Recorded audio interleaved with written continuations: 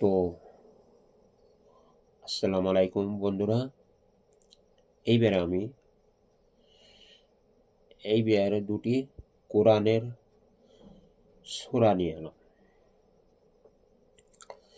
সূরা দুটি নয়, একটি বলছি।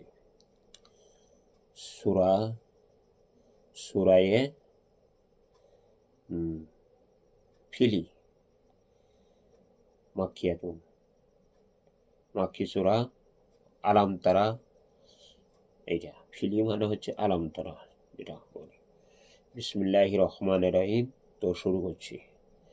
আলাম তারা কাইফা ফাআলা রাব্বুকা বিআসহাবিল ফিল।